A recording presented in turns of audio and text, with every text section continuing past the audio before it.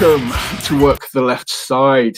I know I always say this, and I'm always hyped to speak to everybody that I get to speak to, but this time I am talking to the one, the only, the poster boy for toxic masculinity, the current True Grit champion. He was bred for better.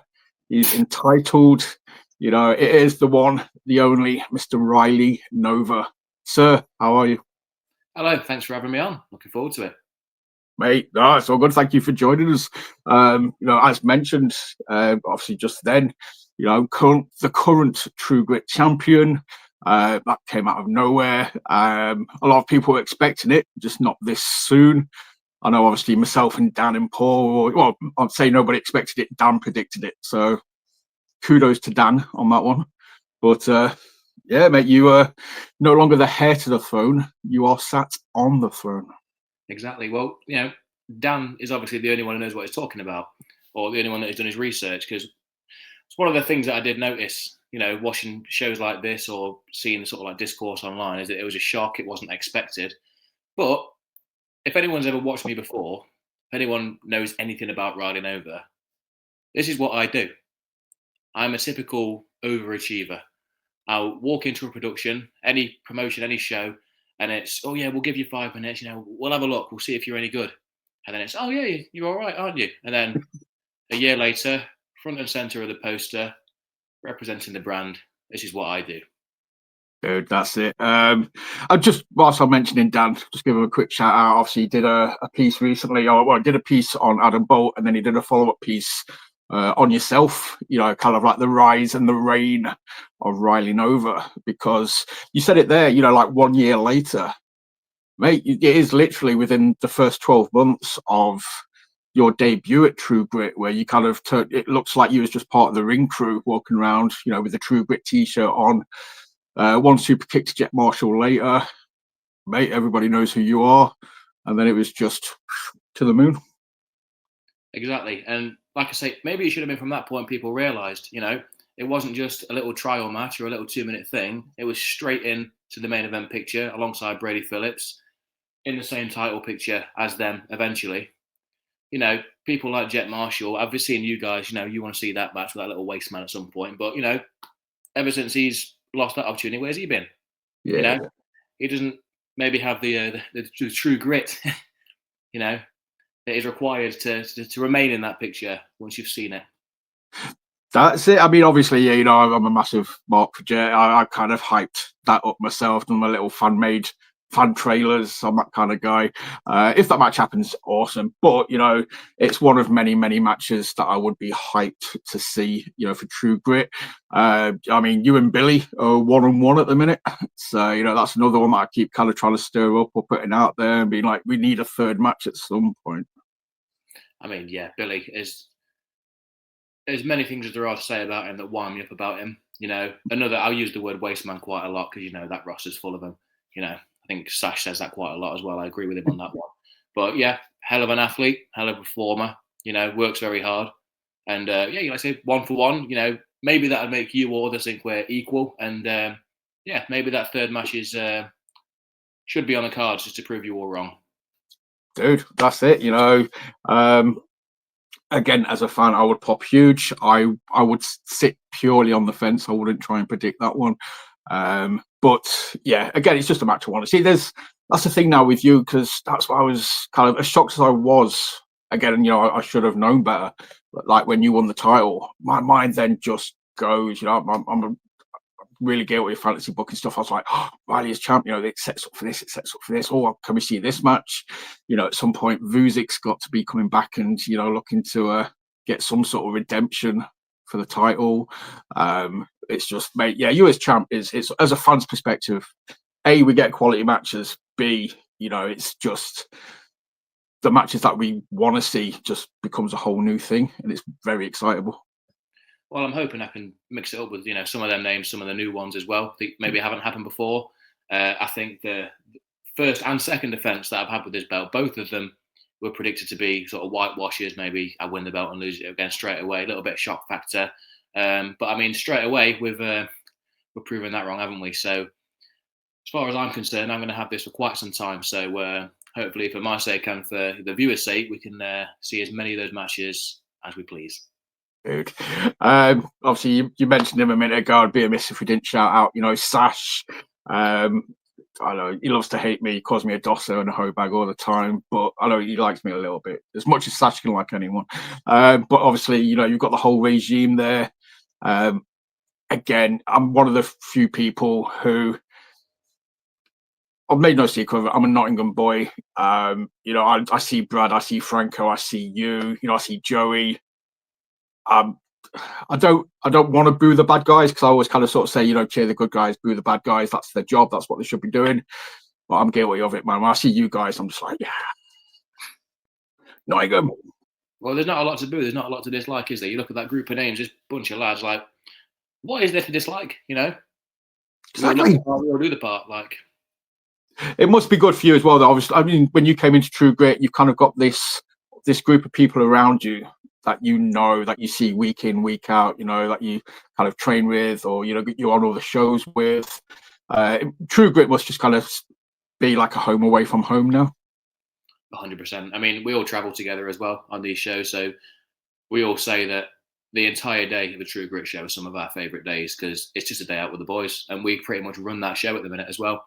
And it just helped, like the amount of times, like we've all been wrestling for a few years now, and it's such a trend that you turn up to shows, and it's like any business, it clicks everywhere, and the amount of times you turn up somewhere new and you're the new guy and you're sort of trying to shuffle your way through things. But if you can turn up with your mates, look what happens. Like, no one really is a self-made man, we're all there to support each other, and whether it's ways that you don't like, clearly works. Yeah.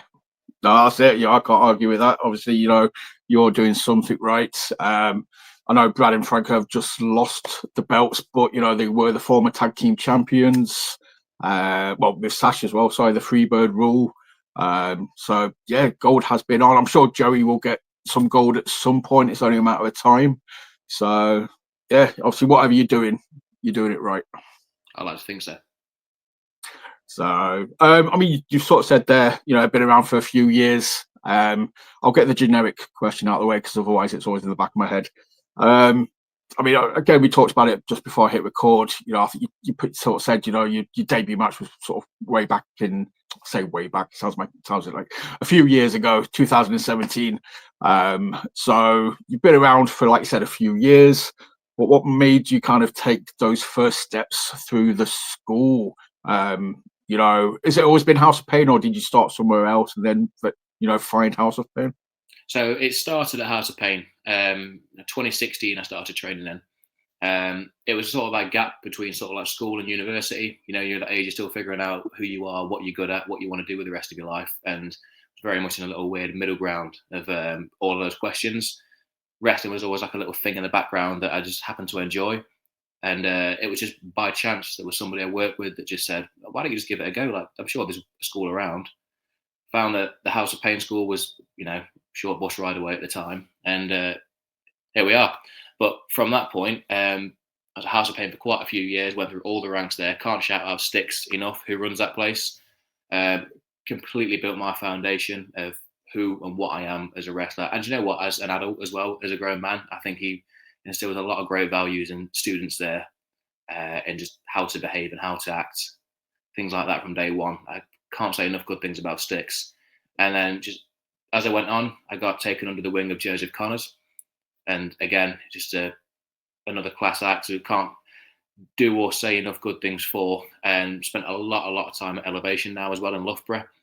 Those classes are also excellent. You see people travel from all across the world, literally, to come and do the classes with Joe and with Jack and with Lee Hunter. And again, what a support network that we've got there. All of those names around you, like, you literally cannot ask for better. And it sounds like I'm glazing him a little bit here, but I am. There's no shame in it. I've got a lot of mentors, a lot of people looking after me, making sure I'm doing everything the right way. And anyone looking to get into wrestling or further themselves or feel a little bit lost around the Midlands area, those two places, I can't say enough good things for. Yeah.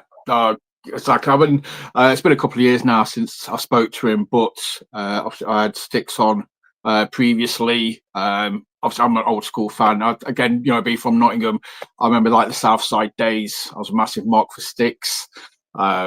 So yeah, I've got to speak to him. He was bigging up Joseph Connors and Elevation, and obviously House of Pain. Everybody that's kind of come through, Gabriel Kidd.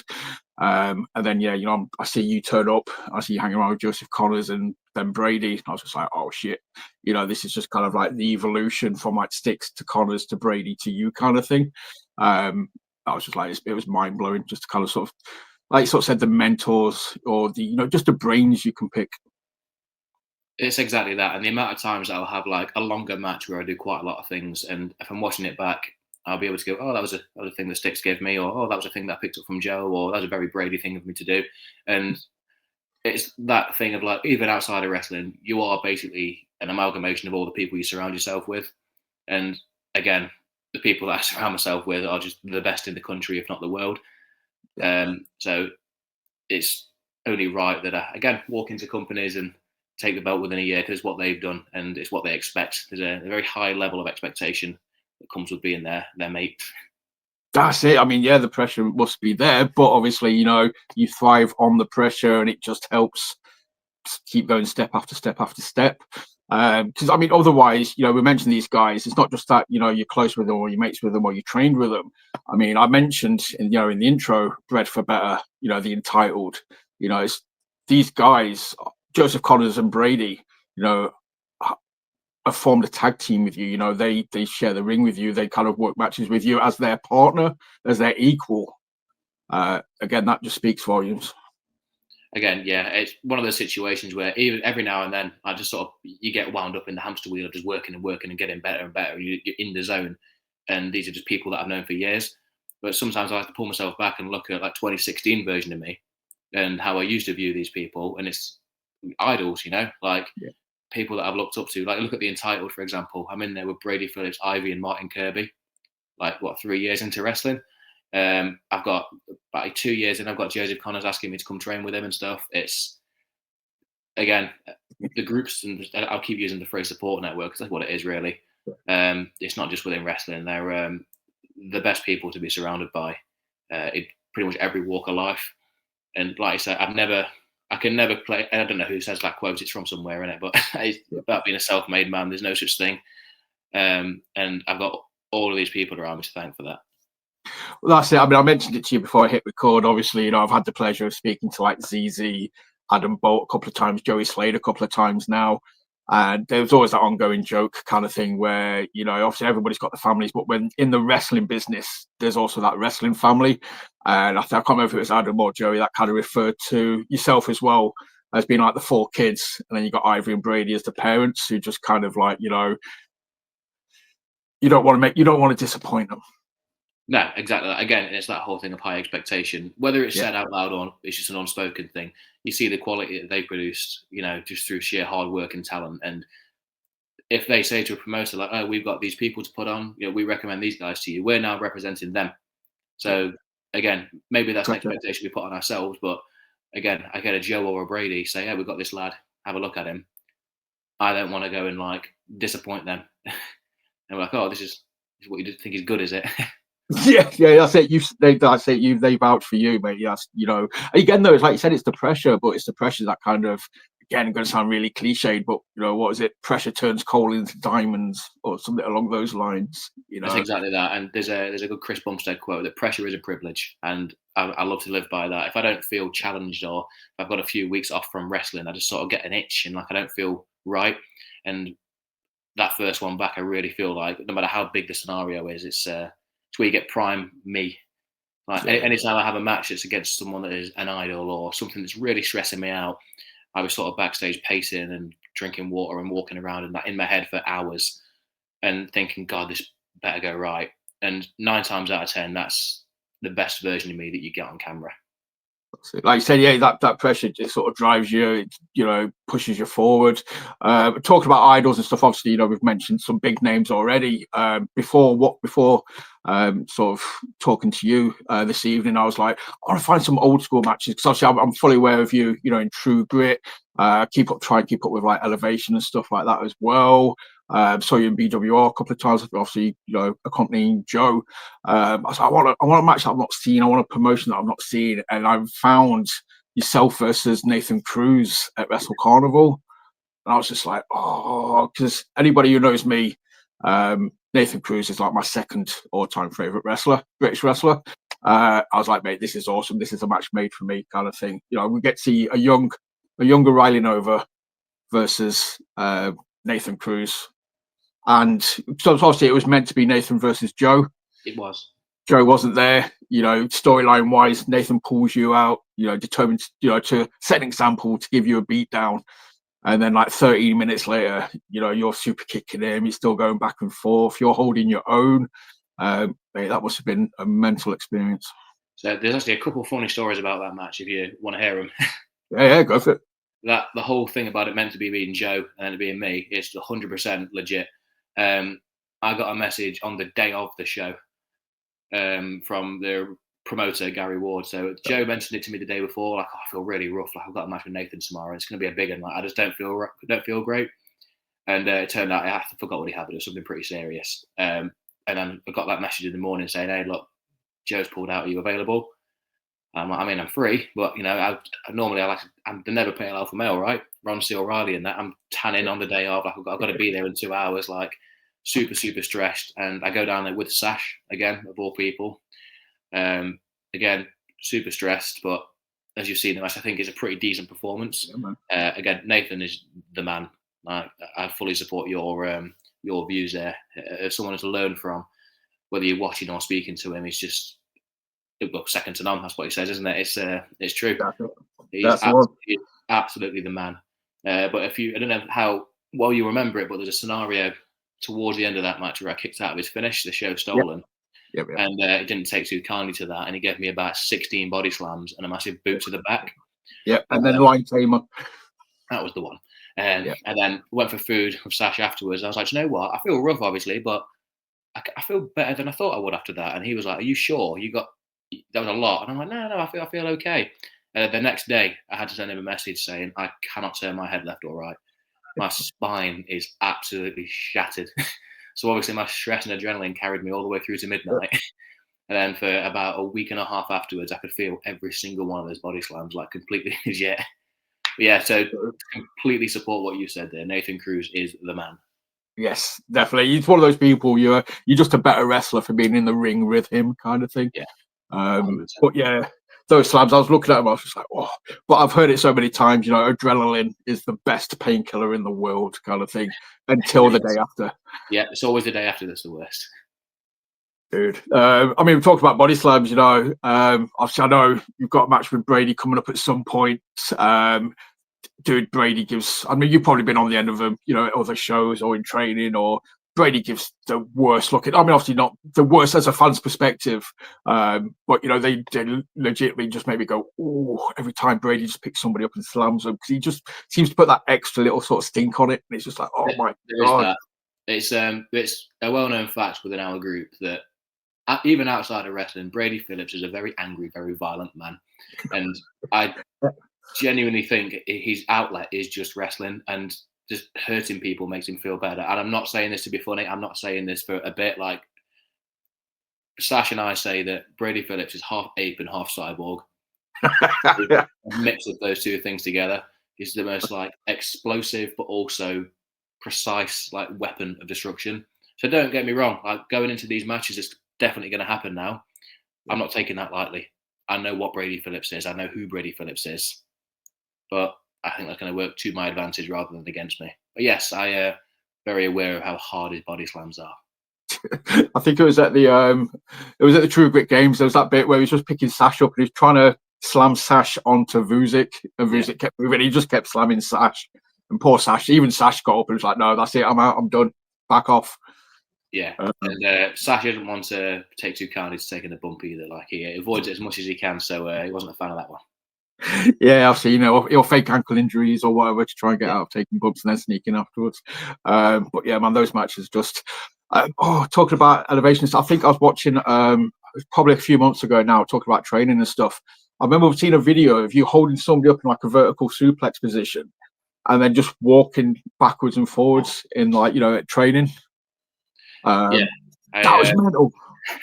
So yeah, there's the whole toxic masculinity thing's a real thing. So like when it comes to those training sessions, there's a whole ego thing about it. And again, I think it's that pressure of like, oh, I'm Joe's boy, right? And people say it under their breath and people joke about it, but then it sort of like flicks a switch and you think, yeah, I am. And there's a reason I am and you're not. Watch this. Yeah. And I think, especially in that training scenario, it's a big group of lads and we're all pushing ourselves. And Joe's drills are hard. Like if you do a Joe Connors cardio class, it's nothing like it really. That explains why he can get through those matches and be fine. The cardio machine. And again, having that reputation of being basically Joe Connors number 2. Yeah. You know, some people would laugh and say that's a bad thing, but it's not really, is it? And yeah, you see see clips like that. I think that's genuinely representation of my toxic brain switching on and trying to prove a point. That's it. Yeah, you can sniggle all you want, or you can laugh all about it, but you can't question the fact it's undeniable. You know, it's for a reason. But yeah, man, I saw that clip. I was just like, I was just legitimately mind blown. I can't even imagine these training sessions, just being there and watching that and being like, yeah, shit, okay, Riley's the man. Yep, no, that's fine. Yep, we'll just walk away now. Do what we were doing. I'll try and pull that one out for you at True Grit at some point if it comes up. I'll shout you out. I think it was on I think it was on just on the Elevation, because obviously, you know, I follow Elevation on the socials. I think they just posted it, you know, like trailing it tonight, and it's just a clip of you doing this, and it was just like, wow, that's either going to scare people off or make people be like, oh shit, yeah, no, I want to do that. Yeah, let's go. 100%. It's either that's the level or this is what you can achieve. Yeah. Like I wouldn't have done that without that pressure again. You know, you've got a room full of athletes like that. You know, if you're not pushed to reach that level, then you never will. Eyes on you. I mean, talking about the toxic masculinity and all that kind of sort of stuff as well. You know, it was the cult of masculinity at one point. Be amiss if I didn't mention, you know, not only like everything that's gone on the True Grit title, you know, like you sort of said, teaming up with, you know, Bred for Better, the Entitled, but, you know, to be kind of, I don't know how it works with like the Smackdown recordings and things like that, or, you know, if it's how people get there, but I've got to presume that everybody, you know, that gets put forward or used, it's because they're of a certain level, a certain standard.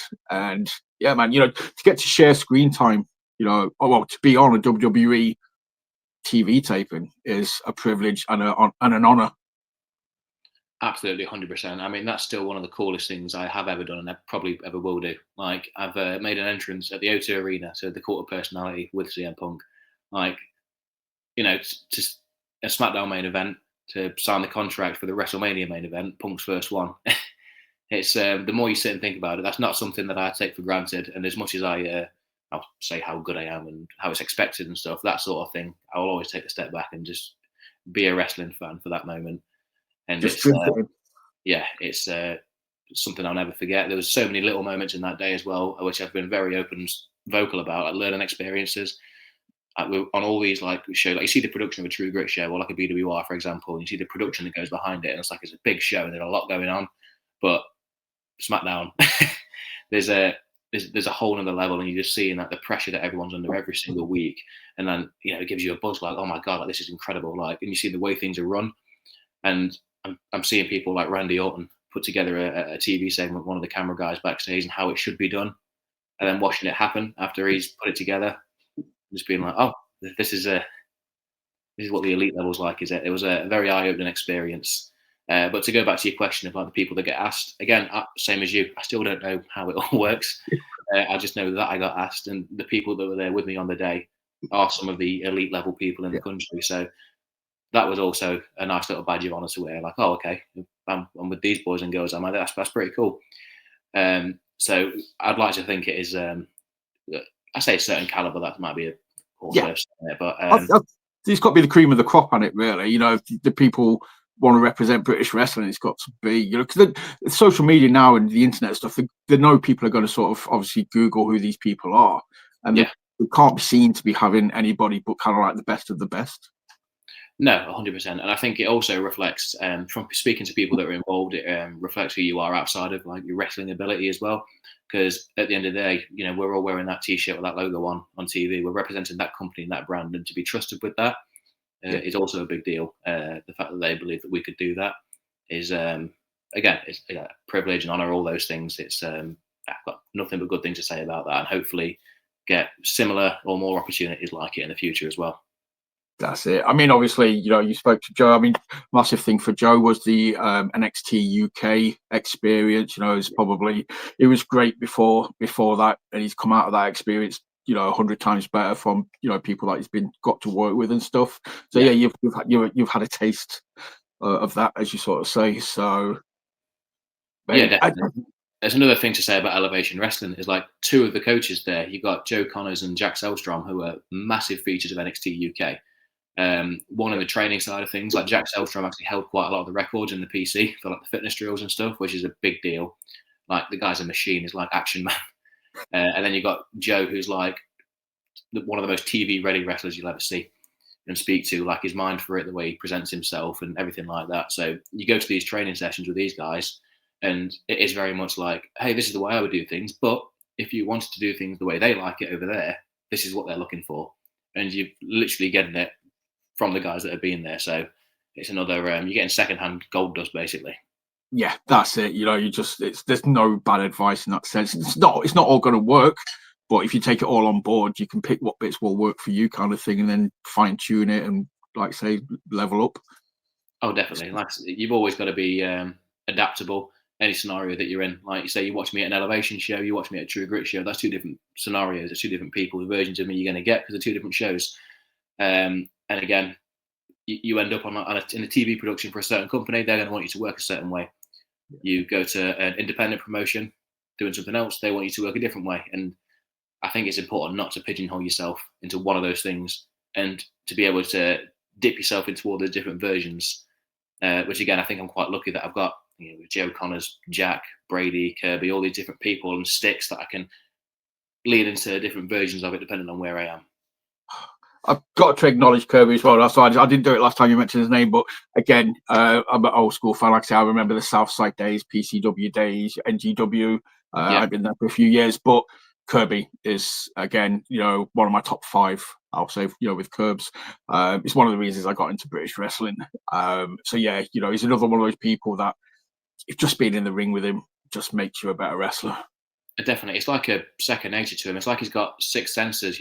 See, hear, smell. It's just easy, isn't it? It just makes it look easy. It's ridiculous. He just blends into it. Yeah, it's everything that he does. It's just like he's been doing it his entire life since I think he could wrestle before he could walk. Like, and that was another one of those scenarios in the Entitled. It was like, okay, we're gonna do this group, and the names like Brady and Kirby come up. I'm like, what? I'm gonna be in a group with Martin Kirby. Okay, that's something. Because again, I came into wrestling a little bit later than maybe some people, even people my age. And when it was Stixx that said, like, you should probably watch some independent wrestling. A few of the lads here do What Culture Pro Wrestling. Maybe have a look into that. And one of the main feuds at the time was Martin Kirby versus Joe Connors. Yeah. So one of the first big wrestling feuds that I saw are now two of my best friends. It's which is again is a really cool thing to look back at and look at how that happened. Yes, mate. Yeah, it's just I love Kirby. I remember seeing him at PCW years ago. I'm pretty certain he was against Tommaso Ciampa. Martin Kirby versus Tommaso Ciampa is just like I say, it was a piece of art. 100%. Yeah, that was another promotion that looking back at like all those years, the people that walk through there, then you'll see these British wrestlers on shows now that have been doing it for a few years and think about the names that they've worked in places like that. Again, just looking at the crew that I'm around, like your Joe, your Stixx, your Kirby and stuff, just to pick their brains and they'll say, oh yeah, when I wrestled this guy, this happened. And I'm like, oh, you wrestled him. Where's the link to that? I'd like to watch that, please. Yep. That's it again. I think, I deal with them anymore, but I remember like the first title show that I ever went to, it was Project Ego, Kirby and Travis versus Mark Haskins and Adam Cole. Yeah. And it was just like, dude, it's just ridiculous. It's ridiculous. But, that is where you guys are kind of going now. That's the thing about British wrestling now. I'm kind of reminiscing, being like, oh, I've seen this guy work this guy. But, just having 2 British talents at the top of the game going at each other now is just as impressive, or it's just, the matches that they put on are of the same caliber. It's just the state of British wrestling at the minute. I get shouted at for saying this quite a lot, or people disagree with me, but for me, British wrestling is as good now as it has ever been. You know, with the wealth of talent, the promotions, the schools, eyes on the prize, you know, because of YouTube and stuff. I just think you guys are absolutely just smashing it. Yeah, it definitely feels to be in a very healthy situation at the minute because, like I said, there's almost like a system in place. Like you've got your top level guys that have like paved the way for us, that have been doing it all these years, that have kept British wrestling what it is, kept it to such a high standard as well. We've got all those guys to look up to and to hopefully emulate and to sort of walk in the same footsteps as them. And like you say, we've got eyes on the products with like the online stuff. We've got so many more promotions popping up. Like you go to any region of the country, you could find at least 2 promotions that run once a month. So access for us to work and for people to find, you know, family-friendly wrestling for more affordable price than 300 quid. That's another thing that there's so much more of. Like you hear so many stories from these guys where it's like, yeah, we used to work once a month at this promotion, and it was like the biggest thing ever. Like we'd work with this one show a month, and now a few of us are doing like 2 or 3 a week. And I think sometimes you can take that for granted. And it's, you know, we're all tired and we're all hurt. But you hear people say, "God, I've got 3 shows this week," and it's like, yeah, great. Like you want to say don't moan, but obviously we're all hurting and we're all tired. But it's like, oh no, my steak's too juicy sort of scenario. Like it's one of those things where yeah, we take it for granted sometimes. I do agree, it's in a very, very good spot right now. That's it. It's a blessing and a curse, I Yeah. suppose. That's the but I mean, you just to rewind a little bit, you said about, you know, seeing a different version of riding over at Elevation than what you see at True Grit. After the last Elevation show, dude, you know, I think we're pretty much getting, you know, a little bit of the dark side of Riley. You know, you just it's not been confirmed yet, but based on you know, not helping JC out, I think, you know, Hilton's in order, isn't it? I mean, after doing some thinking and looking at my own work, I do review my own matches, my own work quite a lot. Like I'll send it to people to look at, and I'll look at myself, and I think sort of hit a stage where I've realised what the best version of Riding Over is, based on watching myself, having veterans of the game watch me, having reactions from people like yourself watching, and how I feel in the moment and how I get into a zone. And again, with the way these idols that I've had all the way through my career, how they've been mentors, how they've become friends. It gets to a certain point where I'm on the way up, and you almost meet them at the level that they've come down to. And maybe the phrase dead weight is a bit heavy, but I've got places to be. I've got things to achieve that they've maybe already done and not going to do again. So you've got people like Brady Phillips, you've got people like Joseph Connors. You know, I'll say it over and over again. Hell of a worker for both of them. They've done a lot for me. So to have the present and to have the future, you need to have the past. So I'll never look past what they have done with me and for me, but places to be, and I've got things to do. And at some point, you've got to overtake them, kind of thing. I mean, you said it. You know, overtake. Your words, not mine. Yeah. For me, it's just business, but they seem to want to take it personally, and I can play that game. That's it, exactly. You know, but then again, you've got that whole cliche of being like, well, you know, I might have taught you, but I didn't teach you everything. So you've always kind of got to be wary of like, hang on a minute, what haven't they shown me or what? But then again, you know, you've traveled around, you've picked up stuff that they don't know about. So that kind of levels the playing field a little bit. But exactly. You know, I mean, what an exciting year we've got coming up.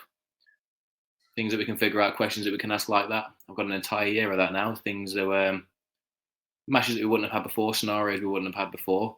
You know, like I said, I've got a title to defend against people that I wouldn't have been in the ring with before. And I've now got 2 of the people who I've considered to be best friends wanting to have matches or, you know, fight scenarios with me. And again, I'm happy to play both of those games. It's going to be a very exciting year in the world of Riding Over. Dude, that's just, again, it's stories, you know, it's emotions, it's things building, it's, you know, like sort of say, it's getting people invested in stuff and caring, and it's just what, from what I've seen elsewhere, I can obviously vouch for it at True Grit, you know, it's what you do so well, you know, it's just kind of like, the fans care, you know, they want to either boo you or cheer you, obviously. I kind of apologized a while ago for trying to get a Brady's bitch boy chant going, which obviously you put me in my place. You know, you kind of shown that, well, that's not true because, you know, you're the champ now. So I was like, I'll hold my hands up. I'll retract that comment. Well, that raises a good point, though. This Brady's bitch boy thing. There's one thing you saying it, but then there's the other thing of maybe people that matter saying it. Like there's wrestling fans making cute little chants and stuff. But I've said it already. You turn up backstage at places, introduce yourself, and it's like, oh, you're Brady's boy, aren't you? Oh, you're Joe's boy, aren't you? Maybe that's a part of who I am. But again, maybe that's what you guys thought. Oh, he's Brady's boy. He'll do a little bit, won't he? Not knowing that this is the real riding over. This is the level I operate at. I'm not Brady's bitch boy, and I ain't Joe's bitch boy. You're riding over.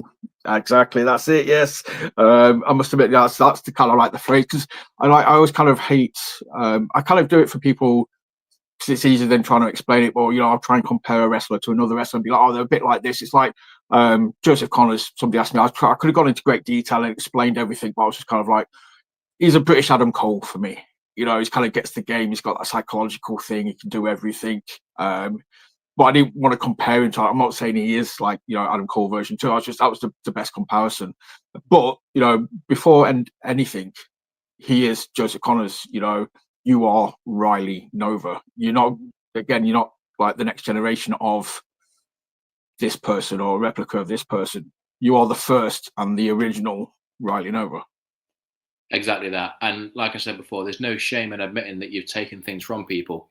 You've taken inspiration from them, and you can take parts of them, like you hit a certain move, or you carry yourself a certain way, or you have a certain scenario in a wrestling match that you get around a certain way, and you can go, oh, that's something I got from that person, or that's something I got from that person. That just shows that you've learned lessons and you've listened. But you don't want to pigeonhole yourself, like you say, as a Brady bitch boy. Yes. Like you say, you can do that. You can sort of be like, okay, I learned that from this person. What have I made it better? Have I tweaked it? Is it now just a little bit cooler because I do it?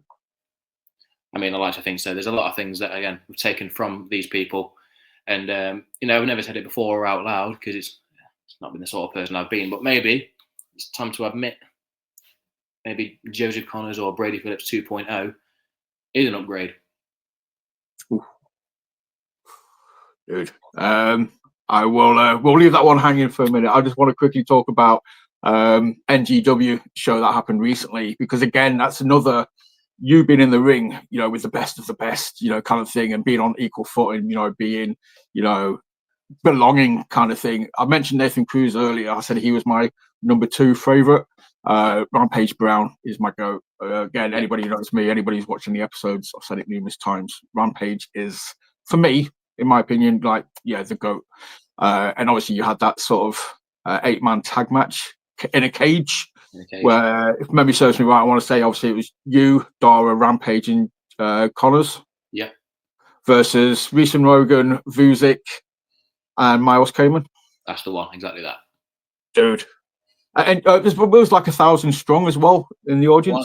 Well, NGW seem to do that very, very well. They've got a great audience for great reason as well. They're one of the productions that, as a British wrestler, you should want to be on. Because again, like you say, looking back in the history of British wrestling, that's where these names have paved the way for us, places like NGW. And it's great to see it still standing so strong. And it's a pleasure to be involved with. So, similar scenario where I first turned up there and it's a smaller role that I was playing. And again, had 0 complaints, because just being sat backstage and a sort of pan across the room, you've got Joe Connors, you've got Nathan Cruz, you've got Adam Maxhead, you've got Robbie X, you've got Rampage. Just off the top of my head, they were some of the people you just kind of cross and you look at. And it's like, yeah, I'll sit here all night and just talk to and listen to these people. Fine by me. I say, just soak it in. Yeah, like I say, it's just being able to, again, I can only speak from this side of the curtain, really, or I can only presume. But like I say, it's not just about being in the ring with these people. Like I said, it's just sitting around, it's talking to them, it's, get a bit of feedback if they, if they give it, or just asking questions. It's automatically just going to make you better. It is. Again, it another thing of like, maybe my generation and younger of wrestlers, it's very, very, very important that we ask these questions and listen to these guys, because they've been here for all these years and they're still at the top of this game for very good reason. And it's very easy to be in a scenario like myself and you're on the trajectory and you're on the way up and you're doing very well for yourself. And it's very easy to forget that and maybe think that it is all you. And maybe I am just the man and like, oh, I'm not doing it your way, the old way. Everything that I'm doing is clearly better. It's clearly working. And maybe, things do evolve and things do change, but these guys are still here for a reason. And like you say, it's very important to just speak to them and to listen to their thoughts on how things should be done, or the way that I'm doing things differently could maybe change. Again, just saying there's a handful of those names to be around. Um, I don't take it for granted, not one bit. It's mind blowing. Like I said, it's just, when I speak to people, it's always the people who seem to get better or seem to get better quicker are the ones that are open, to that feedback. They know it's not coming from a place of malice, or if it's not done in a gnarly fashion, if they're critiquing and it's coming, and you can always tell when somebody's doing it and they want you to get better. They're doing it from a place of improvement. And all of those guys that you just mentioned, I can only presume, when they talk, it's because they realize, obviously, they love British wrestling. They want the scene to be around for as long as forever. They know the next generation have got to be better than them.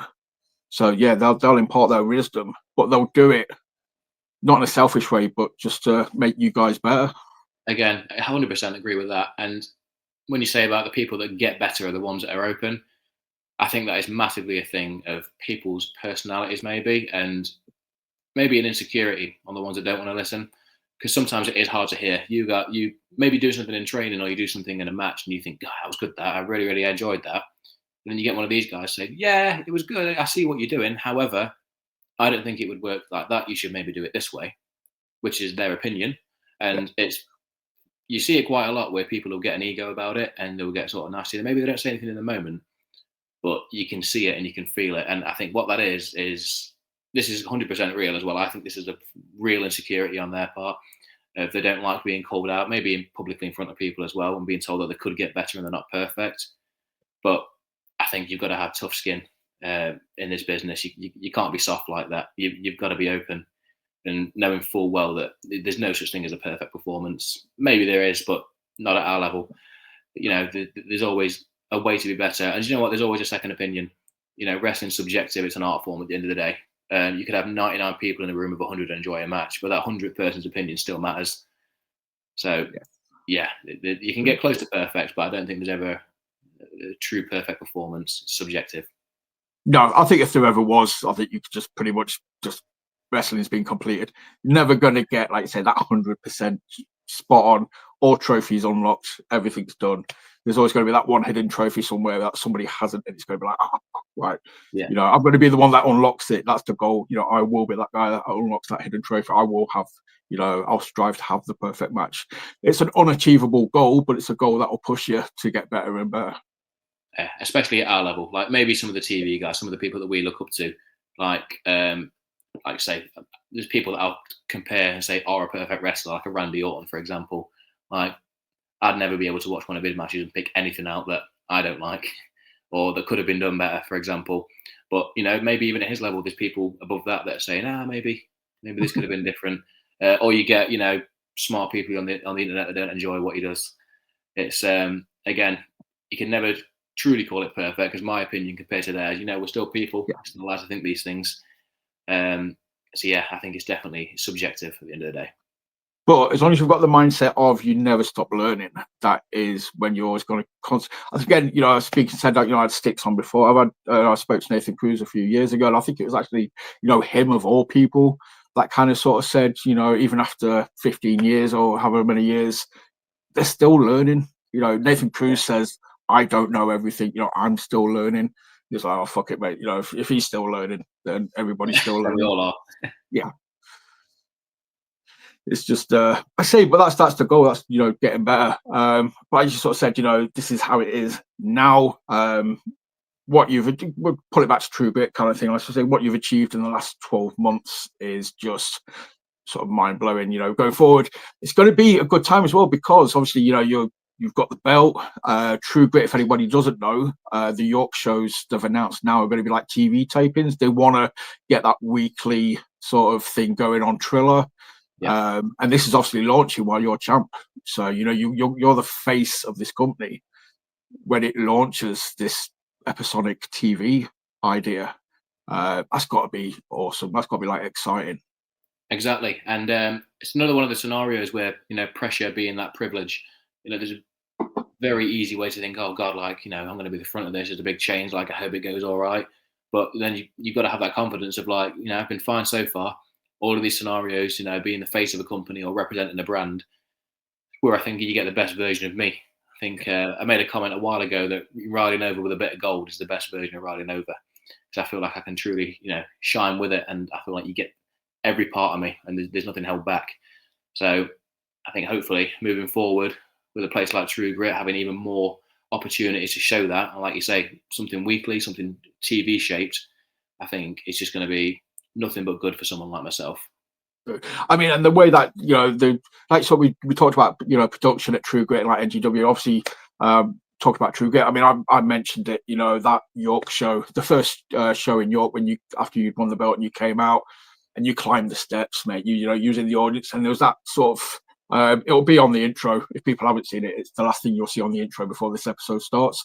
It's just you stood at the back of the school, with the belt up, the camera's behind you, and you can just see the ring and everything, laid out in front of you, the spotlights, mate. That was legitimately like goosebumps. Obviously, when I was at the show, I didn't see it, but when I watched it back, I was like, that is goosebumps. Again, I think this is what we'll call prime rallying over. I think having that opportunity, like not just being like the first match on, let's go out and get moving, being like, this is all about me right now. This is the first time you're going to see me with this belt. You're going to stop and you're going to have a look at what it looks like, because you're going to need to get used to it. And with my background outside of this, it's very much in that world of media and performance and things like that. And it's, having the wherewithal to have a word with a lighting guy and say, just to let you know, we're going to be up here for a sec. So let's get some lights up here. And, choosing a song that's long enough that can allow me to do that, and basically just having the wherewithal to do so, and letting everyone know that I am the man. I have this belt now. Let's have a good long look at it, because none of you thought it was going to happen. Not yet. I think we all thought it was going to happen, but obviously we all stand corrected, and it happened sooner than we thought. But you mentioned the song, mate. That song is gold. Yeah, I love. I don't know if any shout out whoever's responsible for that song or whose idea it was. But yeah, they deserve a rise or raise at least. Yeah, I think it's one of those, as brash as it's going to sound, you hear a song saying I'm the man, and I think, you know what, that's me right now. Yeah. If that song singing about anybody in the world right now, he's singing about me. So it's also one that I feel like you're going to be singing on the way home as well. You're going to hear it in your head. So again, you're going to be taking home a memory of me, and you're going to be thinking about me even after the show's gone. It's the only concern with, I don't know, again, I can only speak as a fan of, you're coming out there like True Grit, you're doing what you think. Obviously, you expect the booze, that's kind of what it is. But, and you kind of, I don't know, I presume that kind of fuels you up. But you've kind of got that because of your in-ring work, because of the entrance, because of the song and everything about it. Now, I've heard a few people sort of say, I think Ian said it, one of my mates, and he was all about like, how am I meant to boo this guy? He's just too cool. He's just too good. And it's just kind of like, you mentioned Randy Orton earlier, and that was always kind of like his vibe. They would kind of push him as the bad guy, or they'd want him to do these really gnarly things. But the fans just ended up cheering him, and it was just kind of like, oh crap, right, we need to flip it now. I mean, I think it's a subjective thing. It depends on people's morals. Like, you look at our group, you look at our bunch of lads. What is there to do? We walk the walk, we talk the talk, we look the part, we do the part. But, maybe I've heard people say the way we win matches or the way we do things they don't like. That's on them. They can not like that. They can boo me. I've had it way worse in different places. You mentioned BWR. I've had drinks thrown at me there. I've been spat at. I've been sworn at. And you know what? I wouldn't have it any other way. I love it. I genuinely love it so much. Getting that reaction from those people. It's like, oh, you care that much, dude, that you're going to get out of your seat and swing for me. On strings, every single one of you on strings. You got them there. That's the thing. It's just again, mate. You preaching to the choir here. I'm never going to sort of boo you guys. I think I've mentioned for various reasons. Obviously Nottingham being the big one. I'm like, mate, I get shit for it all the time, and people have even started when the fans started chanting Nottingham sucks. I was like, that's it. I'm officially turning heel myself now. I was like, you all can do one. regime. I bought a regime T-shirt after that show just to sort of make a point. Oh, I appreciate your support. I mean, it's one thing people from York saying that they don't like Nottingham, but I have not once spent a day in York that I've enjoyed. I can tell them that much. I've enjoyed moments there, like stuff with this, but like, the second you leave that building and you're walking around York, it's like walking around in the 1200s. Like there's nothing really to enjoy about it. So I don't know. So basically, you have fun in York when you're paid to be there. Yeah, it's a business expense at that point. Yeah. Probably why I'm enjoying it.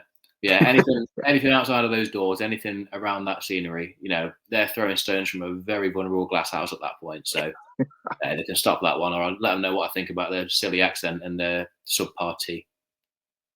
They're just jealous they ain't got a goose fair or anything to shout about. Exactly. And do you know what? It's a whole thing, this whole like Yorkshire tough thing. They think because they're from up north, they think they're better. Like, it drives me absolutely insane. You're not at all. You just don't know how to speak properly. That's all it is. And you've got no personality, so you think it's cool that you don't mind the cold. And you say hello to people on walks where Southerners don't. Relax. It's not a personality. It's just somewhere that you're from, and it's boring. Mate, again, I'm not going to argue that point. I'm not going to. God, I'm going to get it in the neck when I see certain people now. But it is what it is. We stand by our things. But yeah, so going forward, you mentioned, we've got a year, 2026. Riley's year. We've got so many matches that we could potentially see, that we want to see, that you're excited for, not just in True Grit, but as I sort of said, you're involved in the big picture in NGW. You've got this whole elevation thing going on where, you've kind of overtaken Joseph Connors now. We're going to get to see the aftermath of that, the fallout of that. Just IWU, yourself and Adam had a match there recently. I'm kind of hoping, we get to see a bit more of that going forward. Absolutely. Like I say, these are all names that I've enjoyed working with in the past, and I'm pretty sure we'll have good work to do in the future as well. But like I say, it seems that, people want to see these matches, ask for them, because like I said about Jet Marshall recently, these people are supposed to be grown men, but they don't ask for what they want. They don't ask for these matches. They think they're just going to get it. So if people watching these shows want to see certain matches, make it known, and I'll call them out. Mate, that's like an open invitation to me. I'm like, all right, I'll make this one. I'll do this one. Right, I want to see this. Because again, I spoke to Adam a few weeks ago, and he was talking about the IWU match, and I was kind of like, mate, that's a match. That for me is a main event. In True Grit within the next 12 months. If Adam ever loses the Pride title, or maybe we have a title versus title match, but I want to see Riley Nova versus Adam Bolt at True Grit. That to me would just be an absolute mark out. Just you two guys are in my top 5 for the future for British wrestling. Well, not even the future. You're just the stars that are now in the main event that will still be in the main event. In 10 years' time. I appreciate the kind words. That's a very nice thing to say. Do you know what? Adam's a hell of a worker and a hell of a person as well. We've crossed paths quite a few times in the past, whether it be tag matches, like the odd singles here and there.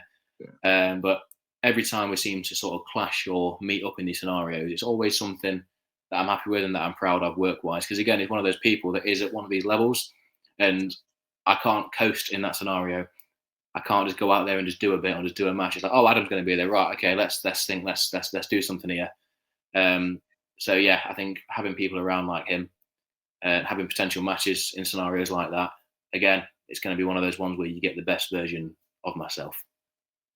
Again, looking through your previous matches, there was one that kind of got my attention, that kind of totally blew my mind. I think obviously talking about Adam, who was involved in it. I think it was I'm hopefully get this the right way around. It was Jason Joshua and Serico, and I want to say Connors against you, Brady, and Adam.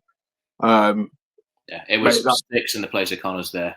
Stixx, sorry, that's it. I knew it was somebody in the family tree. That's it. That's another reason it stuck out to me, because obviously I think it was obviously we don't get to see much of Stixx, the last few years. So when I saw his name, I was like, oh, shit, that's so Big Daddy Unical, obviously, and Serico, all the True Grit fans know, and Stixx, against Brady, Riley, and Adam. Dude, I was just like, if you 3 guys came out in quilts, that's it. Like, that would be the best match ever. I mean, that's it's another one of those scenarios. Like, being in that place as well, like first thing I'll say is I've got nothing but bad things to say about Big Danny Unicorn. He's an utter waste man. I mean, clearly he's got something going for him. These people like him, you know. He wins his championships. He has matches that people enjoy, and the fans like him. But I don't. So we'll skip past that. Stixx. Again, I've said everything I need to say about Stixx and Adam.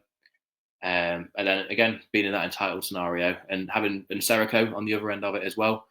That's he's a hell of an athlete, hell of a wrestler, and again, one of those people where it's like, oh, we're in a scenario against this guy, are we? Let's step it up. Let's put the posh boots on today, and let's work. That was another promotion that was there, but it was PEW in Stratford. Another place that was the entitled, where I've won every single one of their championships. Get brought in as Kirby's little boy, the new lad to go along with Kirby. Let's see what he's all about. And won the tag team championships twice with Brady. Had the longest reign they've ever had with that. Won the internet title. First ever person to have 2 titles at the same time there. Won the Rumble, their golden ticket thing they do. And then won the world title. And the first person to ever do the clean sweep there. So again, this is what I do. I'm going to sound really cheesy, but mate, that is phenomenal. Sort of suits, isn't it? Yeah, it does. A phenomenal Grand Slam champion. Exactly. It speaks for itself, really, doesn't it? And so, I mean, people did the research when I showed up at True Grit Wrestling. Maybe they said, oh, he's done this a million times before and he gets better every single year. So maybe we should expect it a little bit sooner. Should have known better. We should have known better. In fairness, I hold my hands up. You know, I've got no issues saying when I'm wrong. So yeah, you know, I like to think I know a little bit about a little bit, and I should have known. So yeah, we know next time, don't we? Exactly. Next promotion you turn up at, mate, I'm going to run bets. I'm like, right, he's going to be champ within 12 months. I bet you. You know, I'll eat my beanie if he's not holding that world title within 12 months. Be a guaranteed return from you. Put it all on red. That's it. Dude, mate, honestly, thank you so much. I just kind of clocked the time. I said I would keep you for about an hour, you know, which I have done.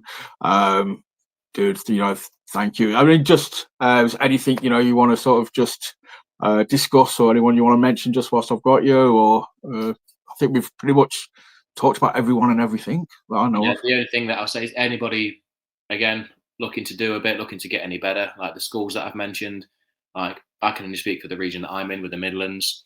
Nottingham wise, you've got places like House of Pain, like you've got Stixx there, is one of the best people you can learn from. But then again, Loughborough, you've got Elevation, the way they're building at the minute. I'm so heavily involved there at the minute. I see the way they're doing things and the way that place is progressing, just from what it has been to what it is now to what it's going to be. Like, I'm not going to be cheesy and use the word elevating or anything like that, but it really is. Like, you see the talent that have come through there recently that are fresh, they've only ever worked there training wise, and where they're going, like a full graduate, if you want.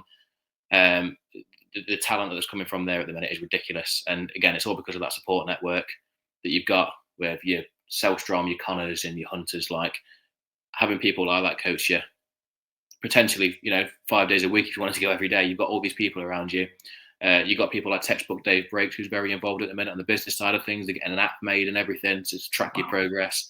Like, there's a lot going on right now. And the shows that they run, if you look at that, we talked about production, talked about NGW, BWR, see some of these elevation shows in a minute, and you see the platform that some of these newer, younger wrestlers can perform on. It's a hell of an opportunity. You've got people like Spinebuster Media filming it and putting it together for us as well. Cannot say enough good things about that place and what it's doing for me personally at the minute, from a social side of things and from a work side of things. Cannot say enough good things there while I've got the opportunity to do so. Definitely do. That's it. I always try and share as much stuff, elevation stuff, as I can do on Facebook and stuff. It's if you want to see what Elevation are doing, I'll always share their shows on the Work the Left Side page on Facebook. Check it out. They run various shows like Loughborough, Colville. There's always seems to be like a show, you know, every week kind of thing, but in different areas and different people on different shows as well. So it's kind of like they've got that roster, the variety kind of thing. Exactly. Bad Intentions, you know, the current tag team champs there. It's just, yeah, I'd say I always keep an eye on Elevation, just because I'd say I love Nottingham. I love Loughborough as well. As soon as I saw it was in Loughborough, I was like, oh, my grandparents, I used to spend most of my childhood in Loughborough, so I know the area very well. So I'm just like, oh, mate, that's close to my heart. So something else I always want to kind of shout out. You had Rhino there recently. They've announced that D-Lo is going to be there sort of about March time, I want to say. Yeah, absolutely. Again, crazy opportunities that we just got at our fingertips, like across the road, really, isn't it? Like, think about it. Like, you got the seminars like that, the people that like people like Joe have got in contact with to get a seminars. Like I say, you've had Rhino, you've had like Kirby, we had Jim Smallman there, the WWE scout, and Leon Slater do one for him as well. He's done so. That's just seminars as well. And then, like you said about the people on the rosters, you've got all of the sort of elevation boys and girls on there. But then you'll get people like a Kirby, a Simon Miller come in, and you got Bullet recently as well. You got Shah Samuels. Again, these people that are just around in an environment like that. I mean, to say it's an academy show that some people will look at maybe and go, oh, it's trainee school. It's really not. Like, when you look at the production and the quality of wrestling that you get, it's very much bang for your buck there at the minute. Yeah, it's definitely going to be a promotion that I think a lot of people are going to be talking about. A lot more people are going to be talking about over the next sort of next several months. People think maybe a few months ago, a year ago, you thought of Elevation, you thought of it as the school kind of thing, but it's a promotion in its own right as well, kind of thing, that are putting on these amazing shows. So if you see a show near you, go watch it, go check it out. I'd like to think I've still got some, friends and family back in Nottingham that watch this, that like wrestling. Yeah, if you see anything Elevation, go watch it, go check it out, go buy a ticket, show your support, buy some merch, and just let them know how good they are. But dude, it's been a genuine pleasure talking to you, mate. I can't thank you enough. No, thank you for having me. Thanks for giving me the opportunity. Enjoyed it. Good. Do you want to let people know where they can find you on the socials so they can see what you're up to and what's coming up? Yep, pretty consistent across the board. It's if you just put at Riley Nova on Instagram, there's underscores in there. But I've been pretty consistent with that. Just at Riley Nova everywhere. Instagram's probably the main one that I use for my content at the minute, for you to see things, for me to share where I'm going to be, when I'm going to be there, and things that I have achieved recently. I like to think of it as a personal sort of diary or photo gallery of things that I've done. Definitely. That's why I love Instagram, purely for the visual side of it, kind of thing. You can just, as a wrestling fan, it's just, you can just sit there and scroll through somebody's bio and sort of see they've been on this show, they've won this belt, they've done this. You get to see these awesome moves and matches. So, yeah, if you're not following Riley already, which I probably doubt that you're not, but if you're not, give him a follow. If you see him on a show near you, go to the show. We want some Riley merch. I want to buy a T-shirt. I want to see something that we can wear. Get something resembling the old John Cena champ is here one. They'll be in fashion for a few years, actually, I think. That's how I have this for. I want that old school NWA T-shirt where the champ is with the belt going down, and you like just a white T-shirt with the True Grit title around the bottom of the T-shirt. Get some of my branding and my face on there, to make sure it lasts for a few years as well. Yeah, mate, that'd be awesome. But obviously, to everybody else watching, hit like, subscribe, share, comment, all the generic stuff we ask you to do. Keep your eyes peeled. Guest announcements coming up soon. Got the end of year awards coming up. And I will be joined by a certain Billy O'Keefe in a few weeks as well. So I'm sure, this episode will come back up in discussion. I'll start stirring the pot a little bit again as I do. But thank you for watching. Mr. Nova, thank you, sir. Thanks for having me. And remember, always work the left side. Goodbye.